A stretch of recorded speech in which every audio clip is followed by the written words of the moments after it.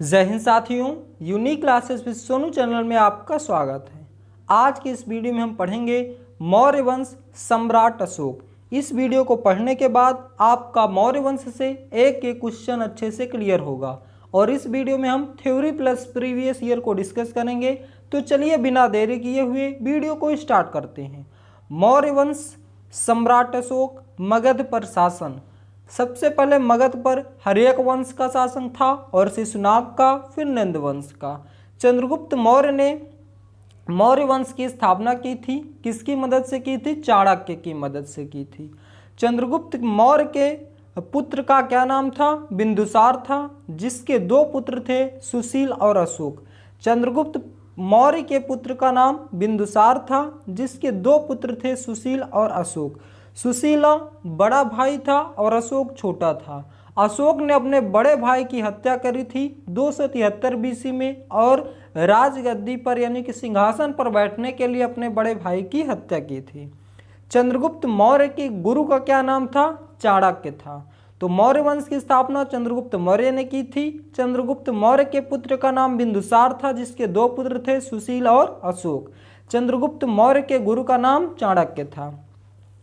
चाणक्य की सहायता से चंद्रगुप्त मौर्य ने नंद वंश के शासक घनानंद को पराजित करके मौर्य वंश की स्थापना की थी। चाणक्य को विष्णुगुप्त तथा कौटिल्य के नाम से जाना जाता है। चाणक्य को विष्णुगुप्त तथा कौटिल्य के नाम से जाना जाता है। अर्थशास्त्र चाणक्य के द्वारा लिखी गई पुस्तक है। अर्थशास्त्र किसके द्वारा लिखी गई पुस्तक है? चाणक्य के द्वारा। चाणक्य चंद्रगुप्त मौर्य के प्रधानमंत्री थे। मौर्य साम्राज्य में प्रचलित मुद्रा क्या थी? पर्ण थी।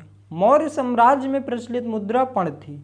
चंद्रगुप्त मौर्य ने सबसे पहले पाटलिपुत्र को अपनी राजधानी बनाया था। नेक्स्ट, एक एक पॉइंट आपके लिए महत्वपूर्ण है क्योंकि इन सभी पॉइंट से लगातार आपके एग्जाम में क्वेश्चन पूछे गए हैं। सेल्यूकस निकेटर के राजदूत का क्या नाम था? मेगास्थनीज था। मेगास्थनीज ने इंडिया नामक पुस्तक लिखी थी। चंद्रगुप्त की मृत्यु के बाद बिंदुसार गद्दी पर बैठा था, जिसका दूसरा नाम अमित्रघात, वारिसार तथा भद्रसार था। बिंदुसार का दूसरा नाम पूछा जाता है अमित्रघात, वारिसार और भद्रसार था।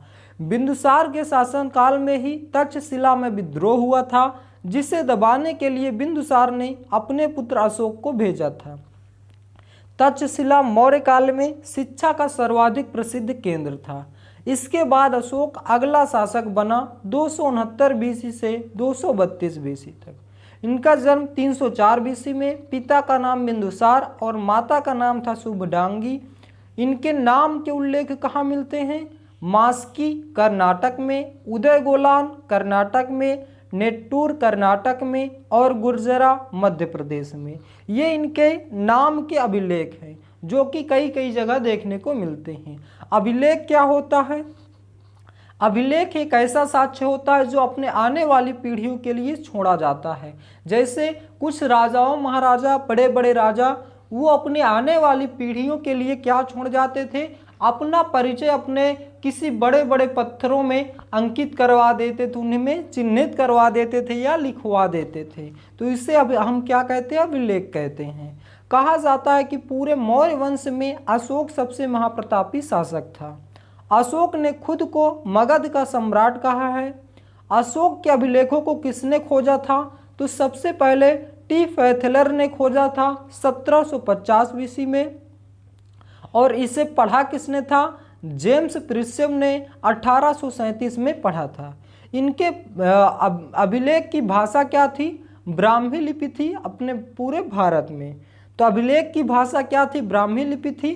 खरोष्ठी लिपि कहाँ थी? पाकिस्तान में। अरमाइक कहाँ थी? अफगानिस्तान में। एशिया माइनर कहाँ थी? ग्रीक में। तो इनके भाषा के अभिलेख हैं जो हर जगह अलग अलग देखने को मिले हैं। अशोक अपनी पत्नी कारवाकी से बहुत अधिक प्रभावित थे। अशोक के पुत्र का नाम कुणाल था, जो कि अगला शासक बना था। अशोक के शिलालेखों की संख्या कितनी है? 14 है। बहुत ही महत्वपूर्ण पॉइंट है। अशोक के शिलालेखों की संख्या कितनी है? 14 है। और स्तंभों की कितनी संख्या है? 7। और गुहा लेखों की संख्या कितनी है, तो 4 है। तो अशोक के 14 शिलालेख कौन कौन से हैं, आइए देखते हैं। पहला है पशुबलि निंदा, पशुबलि निंदा जिसमें समस्त प्रजा मेरी संतान है यह बोला गया है। दूसरा है पशु चिकित्सालय, दक्षिण राज्यों को बोला गया है। तीसरा है अधिकारी, अधिकारी में रज्जुक, प्रदेशक, युक्तक ये सभी वर्ड देखने को मिले हैं। और चौथा है भेरी घोष की जगह, भेरी घोष की जगह धम्म घोष, भेरी घोष की जगह धम्म घोष।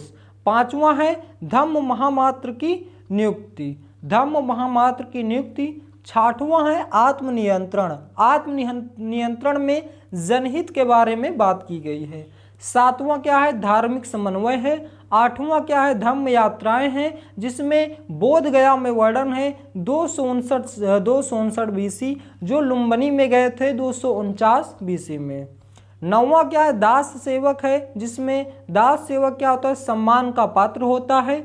10वां है यश और कीर्ति के लिए कार्य करना। 11वां है दान चर्चा। 12वां है अकारण धम्म की विशेषता। 13वां है और सबसे महत्वपूर्ण है, पूरे के पूरे 14 अभिलेखों में सबसे महत्वपूर्ण है 13वां, कलिंग युद्ध। यह कब लड़ा गया था, 261 BC में दया नदी के किनारे लड़ा गया था। और कलिंग युद्ध राजधानी किसे बनाया गया था, तो शाली को राजधानी बनाया गया था। तो ध्यान दीजिएगा, कलिंग युद्ध सबसे महत्वपूर्ण है, 13वां शिलालेख सबसे ज्यादा पूछा जाता है।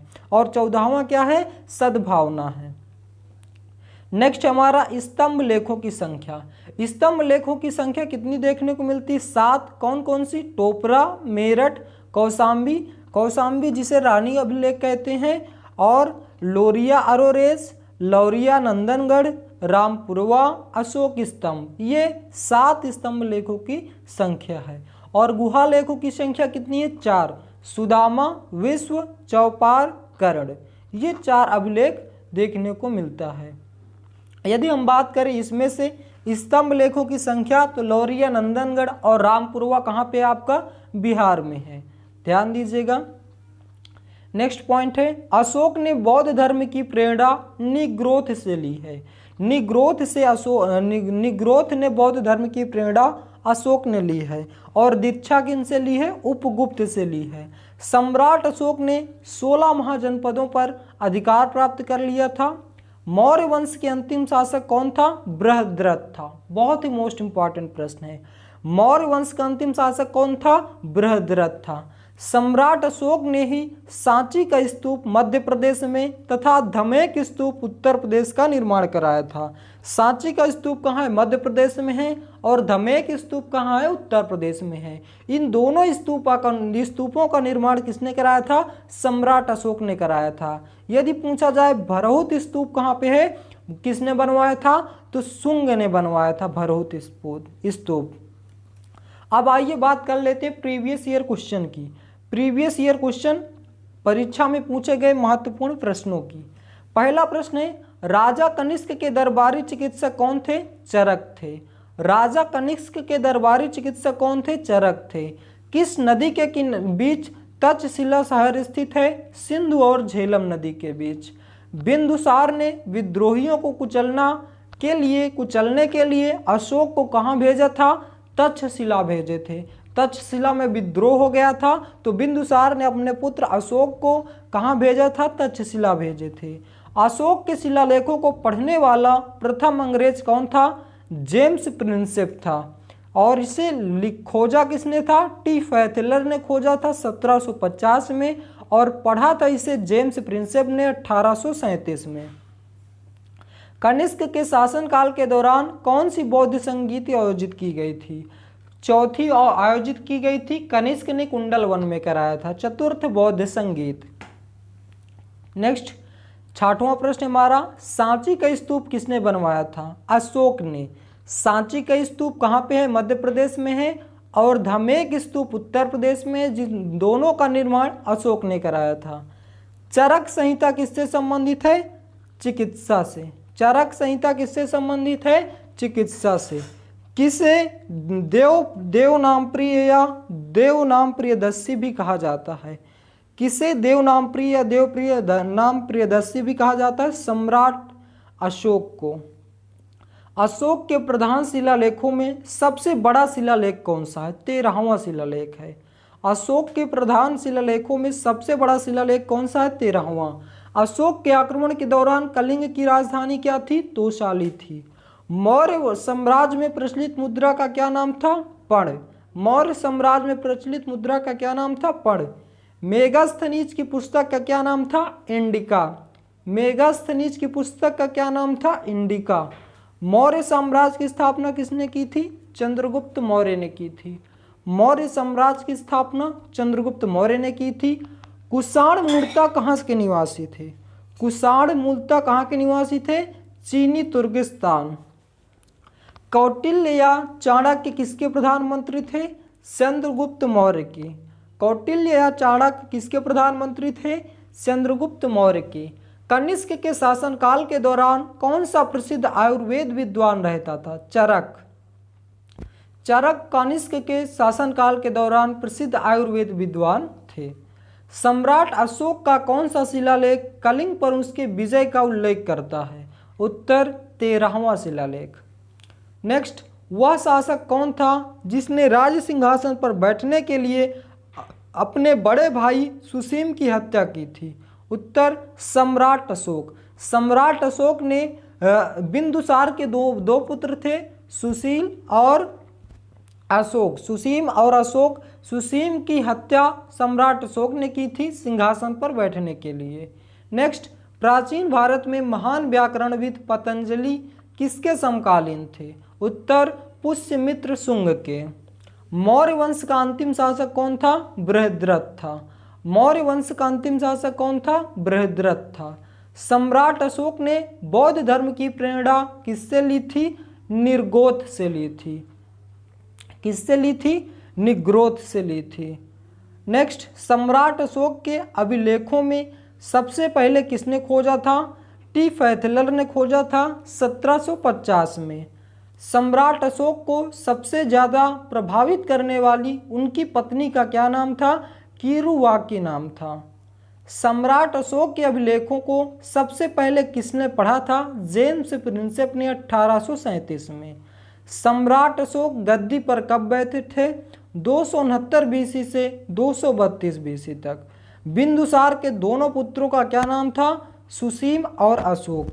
सुसीम और अशोक ने बड़े भाई सुसीम की हत्या की थी राज सिंहासन पर बैठने के लिए। तो दोस्तों, आइए एक बार फिर से सभी पॉइंट का फास्ट रिवीजन करते हैं ताकि इसी वीडियो में आपको पूरा का पूरा याद हो जाए।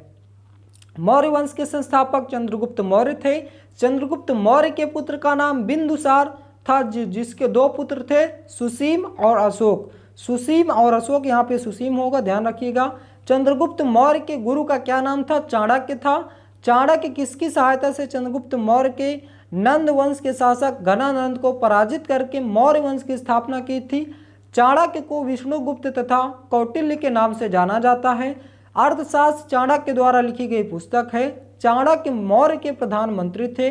चंद्रगुप्त मौर्य के प्रधानमंत्री थे। मौर्य साम्राज्य में प्रचलित मुद्रा क्या थी? पण थी। चंद्रगुप्त मौर्य ने सबसे पहले पाटलिपुत्र को अपनी राजधानी बनाया था। सेल्यूकस निकेटर के राजदूत का क्या नाम था? मेगास्थनीज था। मेगास्थनीज ने इंडिया नामक पुस्तक लिखी थी। चंद्रगुप्त की मृत्यु के बाद बिंदुसार गद्दी पर बैठा था, जिसका दूसरा नाम अमिश्रघात या वारिसार या भद्रसार था। बिंदुसार के शासनकाल में ही तक्षशिला में विद्रोह हुआ था, जिसे दबाने के लिए बिंदुसार ने अपने पुत्र अशोक को भेजा था। तक्षशिला मौर्य काल में शिक्षा का सर्वाधिक प्रसिद्ध केंद्र था। इसके बाद अशोक अगला शासक बना था 269 बीसी में से 232 बीसी तक, और इनका जन्म 304 बीसी में हुआ था। पिता का नाम बिंदुसार था, माता का नाम शुभडांगी था, और इनके नाम के उल्लेख मास्की कर्नाटक में, उदयगोलान कर्नाटक में, नेट्टूर कर्नाटक में, गुर्जरा मध्य प्रदेश में देखने को मिले हैं। और इनके अभिलेख क्या होता है? ऐसा साक्ष्य जो अपने आने वाली पीढ़ियों के लिए छोड़ा जाता है। कहा जाता है कि पूरे मौर्य वंश में सम्राट अशोक सबसे महाप्रतापी शासक था। अशोक ने खुद को मगध का सम्राट कहा है। अशोक के अभिलेखों को किसने खोजा था? टी फैथलर ने खोजा था 1750 में, और इसे पढ़ा था जेम्स प्रिंसेप ने 1837 में। अभिलेख की भाषा क्या थी? ब्राह्मी लिपि थी भारत में, और खरोष्ठी लिपि थी पाकिस्तान में, अरमाइक थी अफगानिस्तान में, एशिया माइनर थी ग्रीक में। अशोक अपनी पत्नी कारुआकी से बहुत अधिक प्रभावित थे। अशोक के पुत्र का नाम कुषाण था, जो इनके बाद अगला शासक बना था। अशोक के शिलालेखों की संख्या कुल 14 है। पशुबलि निंदा, पशु चिकित्सालय, अधिकारी, भेरी घोष की जगह, धम्म महापात्र की नियुक्ति, आत्मनियंत्रण, धार्मिक समन्वय, धर्म यात्राएं, दास सेवक, यश और कीर्ति के लिए कार्य, दान चर्चा, अकारण धम्म की विशेषता, कलिंग युद्ध, सद्भावना। स्तंभ लेखों की संख्या कितनी है? 7 है। टोपरा, मेरठ, कौशाम्बी, लोरिया ओरेरेस, लौरिया नंदनगढ़, रामपुरवा, अशोक स्तंभ। गुहा लेखों की संख्या कितनी है? 4 है। सुदामा, विश्व, चौपार, कर्ण। अशोक ने बौद्ध धर्म की प्रेरणा निग्रोध से ली थी और दीक्षा उपगुप्त से ली थी। सम्राट अशोक ने 16 महाजनपदों पर अधिकार प्राप्त कर लिया था। मौर्य वंश का अंतिम शासक बृहद्रथ था। सम्राट अशोक ने ही सांची का स्तूप मध्य प्रदेश में तथा धमेक स्तूप उत्तर प्रदेश का निर्माण कराया था। भरहुत स्तूप का शुंग ने बनवाया था। अब राजा कनिष्ठ के दरबारी चिकित्सक कौन थे? चरक थे। किस नदी के बीच लड़ा गया था? तक्षशिला का शहर स्थित है सिंधु और झेलम नदी के बीच। बिंदुसार ने विद्रोहियों को कुचलने के लिए अशोक को कहाँ भेजा था? तक्षशिला में भेजे थे। अशोक के शिलालेखों को पढ़ने वाला प्रथम अंग्रेज कौन था? जेम्स प्रिंसेप थे, और इन्होंने 1837 में पढ़े थे। कनिष्क के शासनकाल के दौरान कौन सी बद्ध संगीत हुई थी? चौथी हुई थी। कनिष्क ने कुंडल वन में कराई थी। सांची का स्तूप किसने बनवाया था? अशोक ने। चरक संहिता किससे संबंधित है? चिकित्सा से। किसे देवनामप्रिय दस्यु भी कहा जाता है? सम्राट अशोक को। अशोक के प्रधान शिलालेखों में सबसे बड़ा शिलालेख कौन सा है? 13वां है। अशोक के आक्रमण के दौरान कलिंग की राजधानी क्या थी? तोसाली थी। और मौर्य साम्राज्य में प्रचलित मुद्रा क्या थी? पण थी। मेगस्थनीज की पुस्तक का क्या नाम था? इंडिका। मौर्य साम्राज्य की स्थापना किसने की थी? चंद्रगुप्त मौर्य ने की थी। कुषाण मूलतः कहाँ के निवासी थे? चीनी तुर्किस्तान के थे। कौटिल्य या चाणक्य किसके प्रधानमंत्री थे? चंद्रगुप्त मौर्य के। कनिष्क के शासनकाल के दौरान कौन सा प्रसिद्ध आयुर्वेद विद्वान रहता था? चरक। सम्राट अशोक का कौन सा शिलालेख कलिंग पर उसके विजय का उल्लेख करता है? 13वां शिलालेख। वह शासक कौन था जिसने राज सिंहासन पर बैठने के लिए अपने बड़े भाई सुसीम की हत्या की थी? सम्राट अशोक। प्राचीन भारत के महान व्याकरणविद पतंजलि किसके समकालीन थे? पुष्यमित्र शुंग के। मौर्य वंश का अंतिम शासक कौन था? बृहद्रथ था। सम्राट अशोक ने बौद्ध धर्म की प्रेरणा किससे ली थी? निग्रोध से ली थी। और सम्राट अशोक के अभिलेखों को सबसे पहले किसने खोजा था? टी फैथिलर ने 1750 में। सम्राट अशोक को प्रभावित करने वाली उनकी पत्नी का क्या नाम था? कीरुआकी था। सम्राट अशोक के अभिलेखों को सबसे पहले किसने पढ़ा था? जेम्स प्रिंसेप ने 1837 में। सम्राट अशोक ने गद्दी पर कब बैठे थे? 269 बीसी से 232 बीसी तक। और बिंदुसार के दोनों पुत्रों का क्या नाम था? सुसीम और अशोक था। तो दोस्तों यह था हमारा मौर्य वंश सम्राट अशोक। आशा करता हूं दोस्तों कि एक एक पॉइंट आपको अच्छे से क्लियर हो गया होगा और इसी वीडियो में याद भी हो गया होगा। तो दोस्तों वीडियो आपको कैसा लगा इसका जवाब आप हमें कमेंट बॉक्स में दें। यदि आप हमारे चैनल पर नए हैं तो चैनल को सब्सक्राइब करें, वीडियो को लाइक करें और ज़्यादा से ज़्यादा शेयर करें। Thanks for watching my video. मिलते हैं नेक्स्ट वीडियो में। जय हिंद, जय भारत।